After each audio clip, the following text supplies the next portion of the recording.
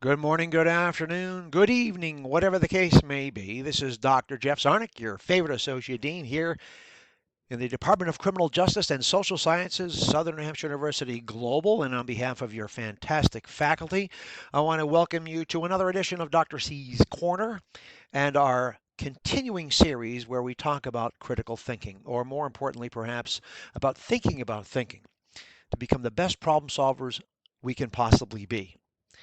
And we're going to talk about reasoning today. What's a skilled reasoner versus an unskilled reasoner? Let's start with this. The skilled reasoner takes the time to state their purpose clearly. Now, I underline the word clearly. We have to be clear. We have to use the right language. We have to be able to state that purpose so clearly that we're not misunderstood. In our profession, in criminal justice, you think about it, we can never be misunderstood. It's precision thinking, which takes work. It takes reading. It takes practice. But the unskilled reasoner, they're not clear. They're just often unclear about their central purpose. The skilled reasoner is able to distinguish the problem from other related purposes. At the unskilled reasoner, they oscillate between different, sometimes contradictory purposes. The skilled reasoner, they adopt realistic purposes and goals. The unskilled reasoner, they adopt unrealistic purposes and set unrealistic goals. So the skilled reasoner, realistic purposes, unskilled, unrealistic. The skilled reasoner chooses significant purposes and goals, a broader meaning to something that will have a greater impact for the good. The unskilled reasoner adopt trivial purposes and goals as if they were significant. And the last one here, this is critical. This is critical. So we don't pigeonhole our thinking and think one way. The skilled reasoner adjusts their thinking regularly to their purpose. Keyword adjust.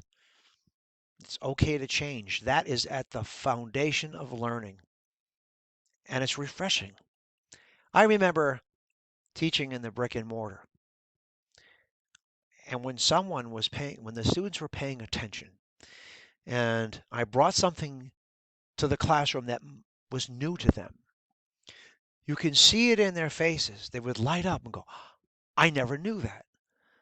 For me, that is probably one of the most rewarding experiences. In the online world, it's when a student responds back to the feedback about content that may be new to them and has changed their thinking or added new layers to their thinking, opened broader new spectrums, new worlds of thinking. That is intoxicating. The brain loves to learn and it can't stop. Only you can stop that. So remember, the skilled reasoner adjusts their thinking regularly to their purpose.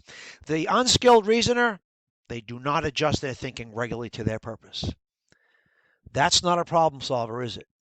We have to be flexible, nimble, and we have to be sponges for new information that we can apply and distribute because our job is to help people in service.